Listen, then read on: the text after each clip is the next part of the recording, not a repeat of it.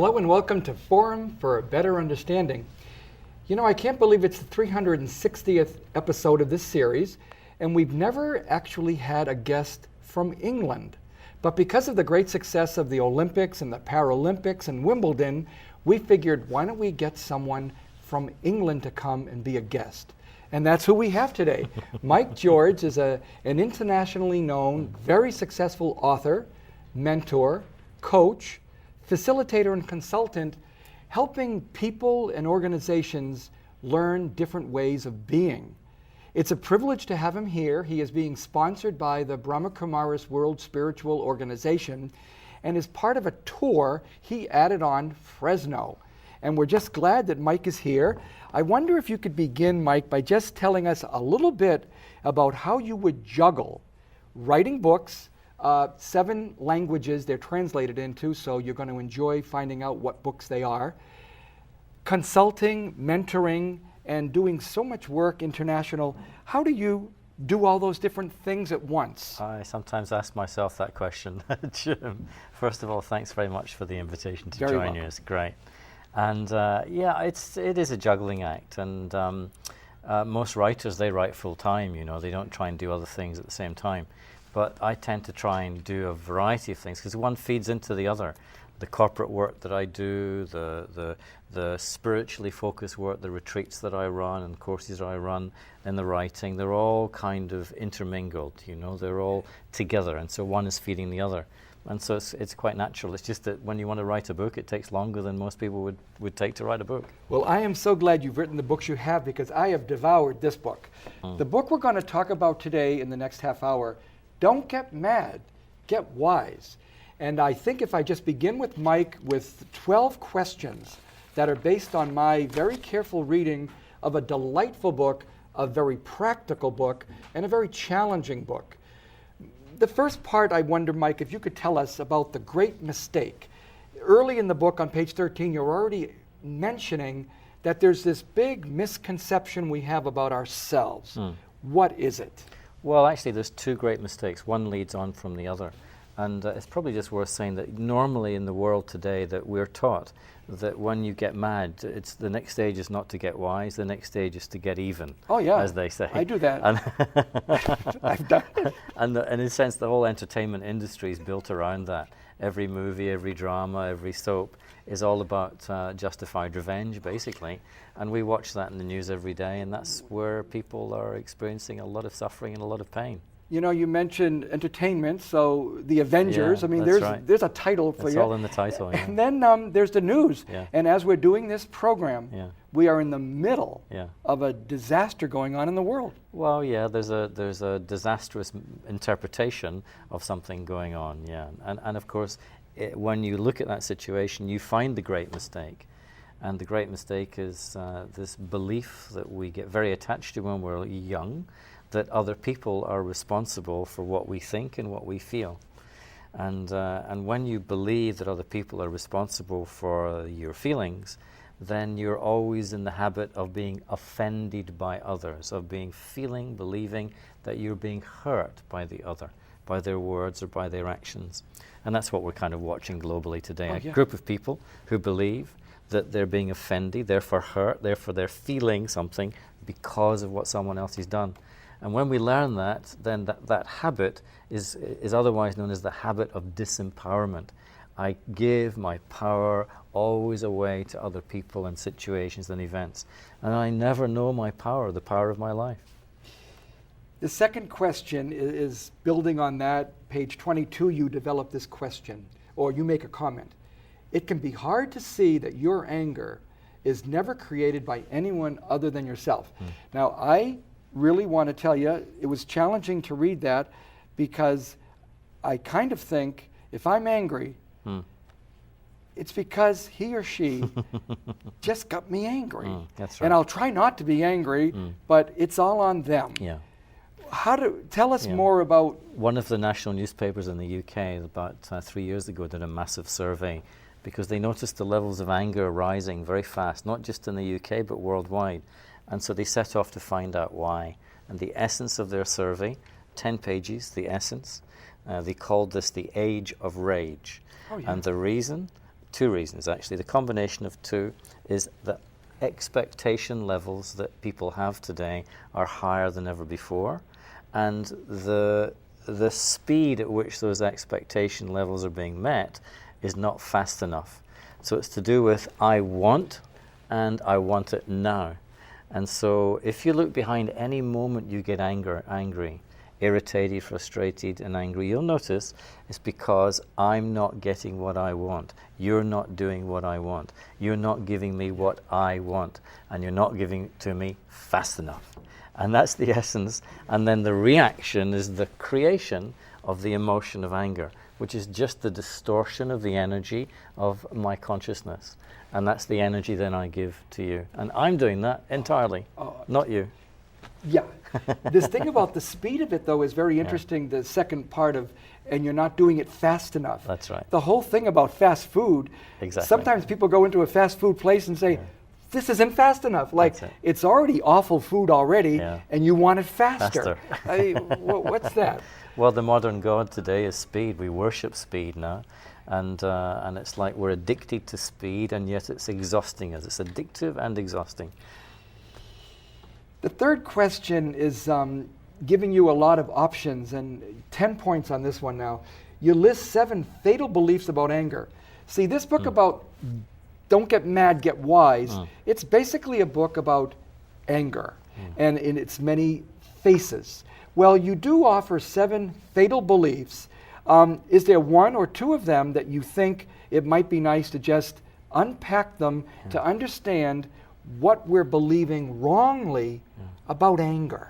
I think the second most prevalent belief that stops us doing something about it is that we say it's natural to be angry. We call it a natural emotion. Yeah. And as soon as you call something natural, then like everybody's experiencing it.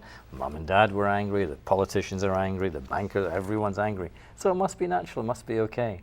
And as soon as I create that belief around anger, then I justify doing nothing about it, not changing it, not looking at it, not understanding why I'm creating it. And I'm really just saying it's natural to suffer. It's natural to be unhappy. It's natural to be in a state of agitation, because that's what anger is. And of course, in truth, if you go in behind the belief, you find the truth, and actually it's a violation against my true nature. It's a form of violence. If you look at the world outside and any conflict, then it's just two sides generating anger in some form or other, throwing their anger at each other, and so it's violence and it's conflict. And so I noticed that, wait a minute, is it natural to be violent? Is it natural to be in conflict? And some people say, yes, of course it is. It's the way it is. But this is the way to avoid doing something about my own suffering. 2 other ones of these fatalities that I want you to, that was actually excellent, but I've got 2 other ones. Yeah. It gives me energy. Yes. Or that's right. I use it to motivate people. Exactly. Which sounds so cool on the surface. Yeah. Tell us how those are fallacies, that it doesn't work. Well, the motivation one usually begins when you're very young, you know, when mom and dad say to you, if you do what I want, I'll be very happy. Oh, but if you don't do what I want, I'm not going to be happy. In fact, I'm going to be a bit cross. And so as soon as the parent gets cross with the child, and as soon as the parent gives approval to the child learns 2 fatal lessons. Number 1, that the parent's happiness is dependent on me. Number 2, that love has to come from big people. And I only get love, approval, when I'm good. And so when I'm not good, I'm bad, and therefore I should feel guilty at being bad. And so that dynamic is set up in the parent-child relationship. So then the parent notices how they can control the emotions of the child by either giving approval or withdrawing approval. And then the child grows up, goes to work. Who replaces the parent? The manager. And so the manager starts to try and manipulate by using either giving or withdrawing of approval. And of course it becomes very, very messy. If I don't get approval, I feel guilty. There's something wrong with me. That's what I learned. And so then the anger is used to induce fear. If you don't do what I want, I'll get angry. Oh my God, don't get angry. I don't want you to, I better do it, because I don't like it when you get angry, because that means you don't love me anymore. And so I'm now being motivated by the fear that I'm generating on the inside. And when a manager sees they can do that with someone, they milk it as much as they can. And that's why the workplace is not really the happiest place to be for many people.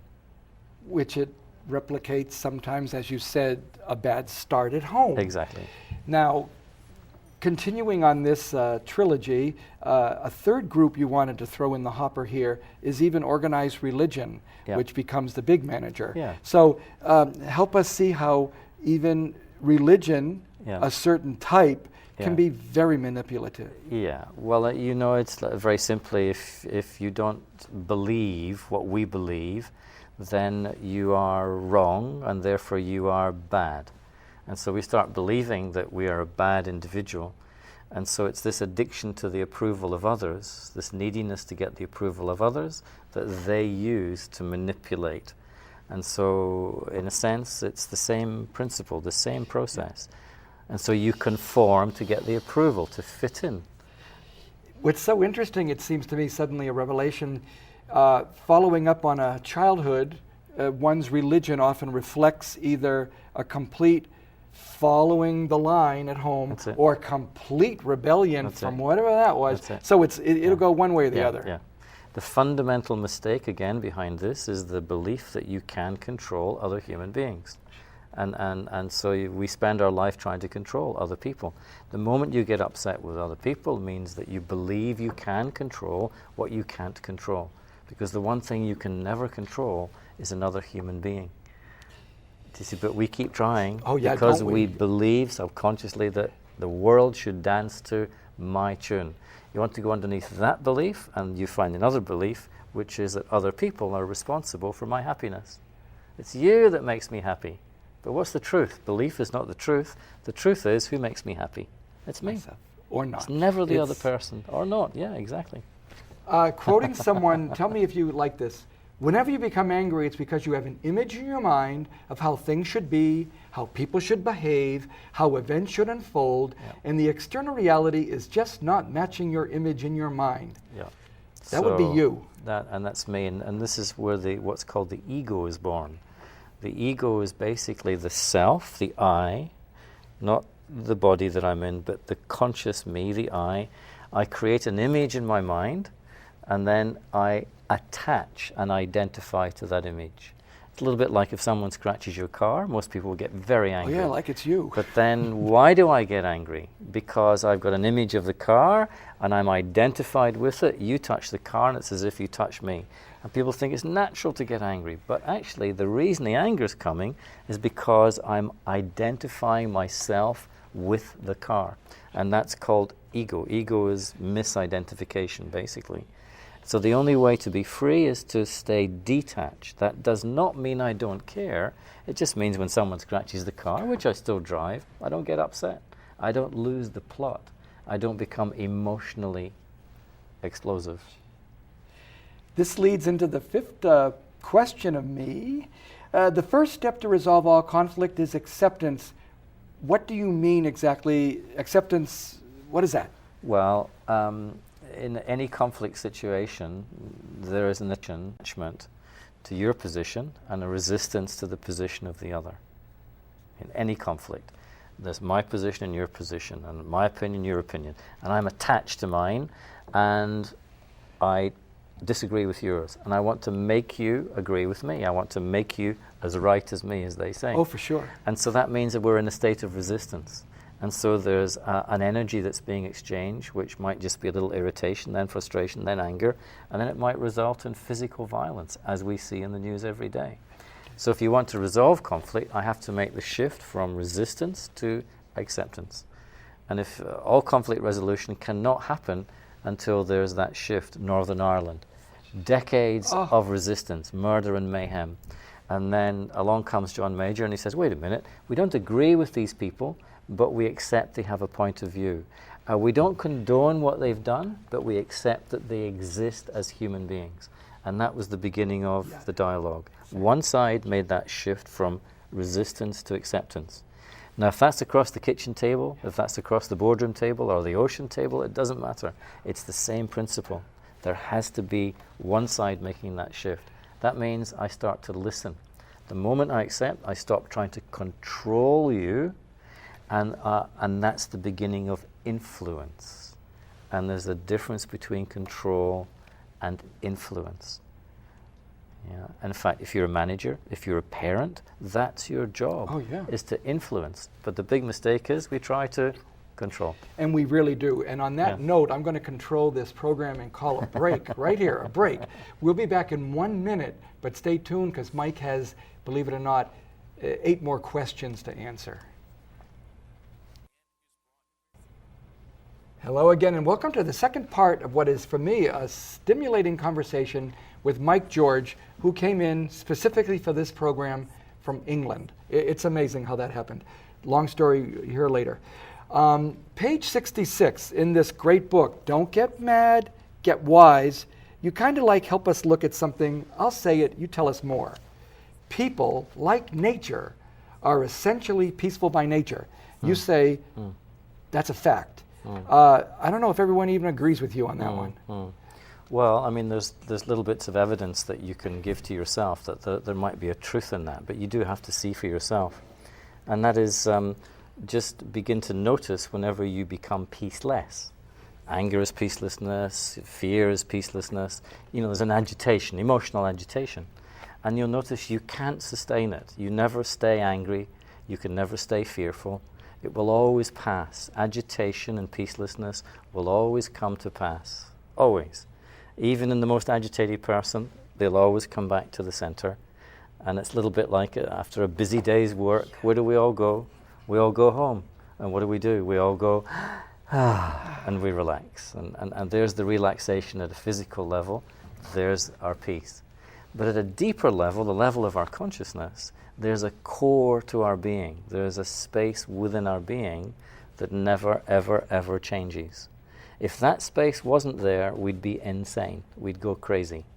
And that's where you find your inner peace. And that peace is always there. No one can ever take it away.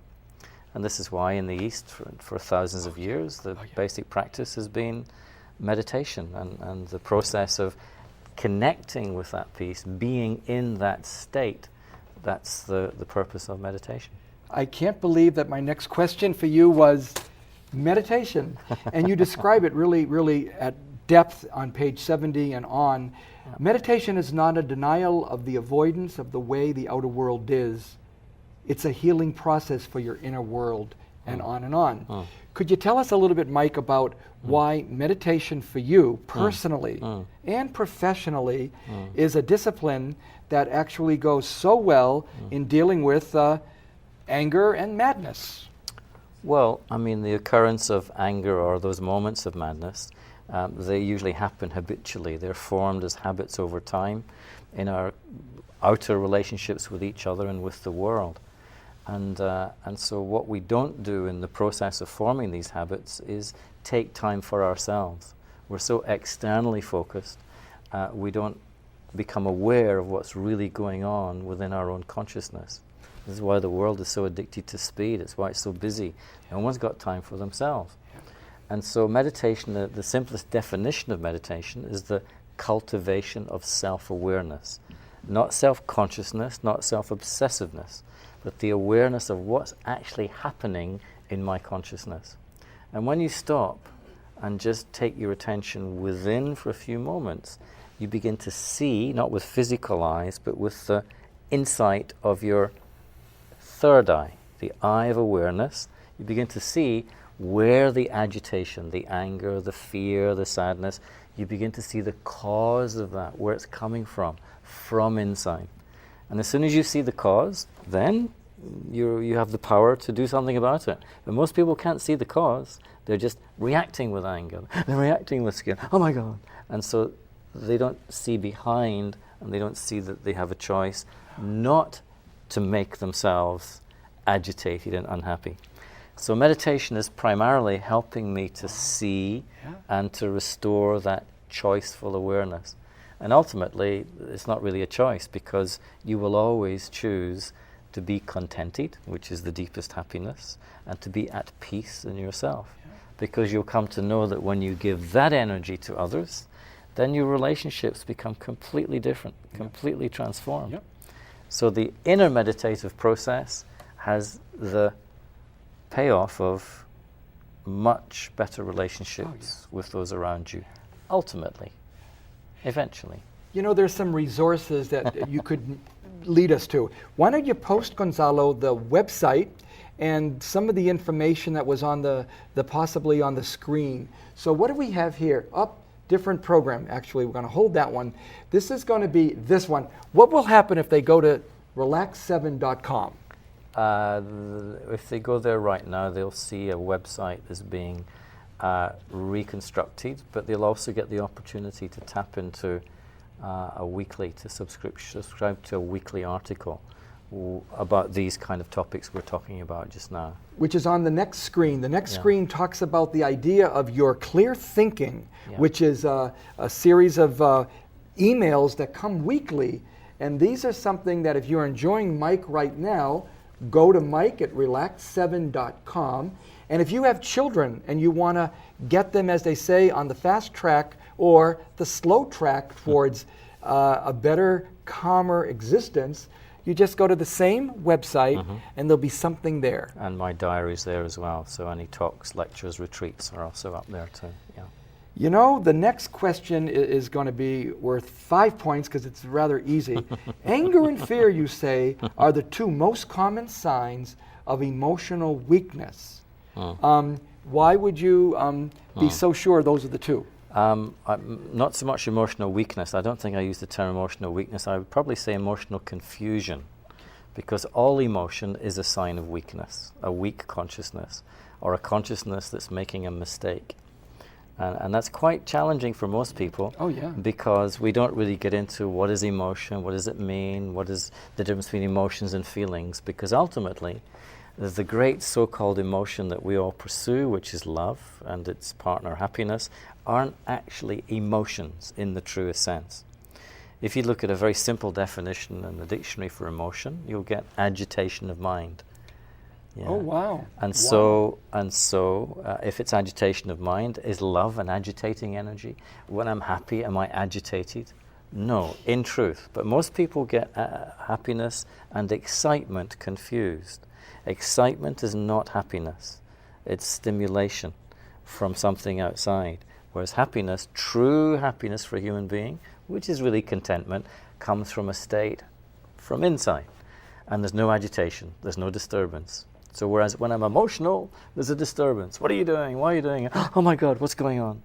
And so this is all an aspect of how aware am I of the emotions that I'm feeling at any given moment. And so it's like I have to untangle not just the meaning of these words, but the feelings that I'm interpreting at the same time. And so that's why meditation, really in parallel with contemplation, the two have to go together. Meditation connects me to my inner peace, my power. Contemplation means I'm exploring, I'm studying, I'm examining, where's this feeling, why am I thinking like this, why is my attitude towards this person, they're not responsible for it, I am. So moments of contemplation begin to awaken my awareness of how I'm creating, what I'm giving to you. Does that make sense? Oh, it does. And it leads us to one of our maybe last major points to develop in our conversation. You really list 3 essential truths that you are holding out as being about hurt. And it's also that you think or present that we miss the point on most of these 3. Tell us those 3 basic principles of correct understanding of hurt. 3 basic illusions around hurt, which essentially is that it's the other person who's hurting me. Yeah, that's the basic illusion. No one hurts me, but I can use you to hurt myself.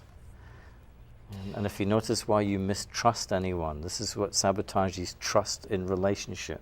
Sometimes they say trust is the first thing to go and the last thing to come back in a relationship. The reason is because I don't trust you, I withdraw my trust because I believe you might do something that's going to make me feel hurt.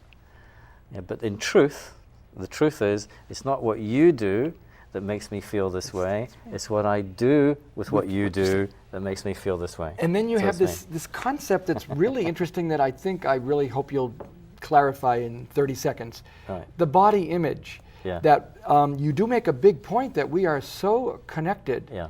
to this body of ours, Yeah. and that's, you say, the wrong way to start. It's Yeah. not you. Yeah. You're not your body. Yeah. And that happens every morning. As soon as you get out of bed, Oh, go yeah? to the mirror in the bathroom, look in the mirror, and we go, my God. And because the belief system that we absorb is that what you see in the mirror is what we are. And that's where this little our friend that we call the ego takes birth. And the ego is essentially to identify with something that you're not. So now I'm identified with this image of my body, and you could say that's something called body consciousness. Yeah. And in that moment I lose the pure consciousness of myself.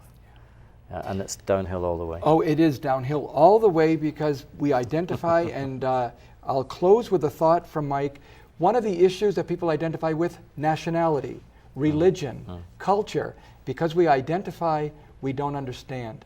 We differentiate instead of appreciating. On that note, I want to invite you back next week when Mike will be here with Dr. Grace Shearson to talk about inspiring people to change. Join us next week. God bless.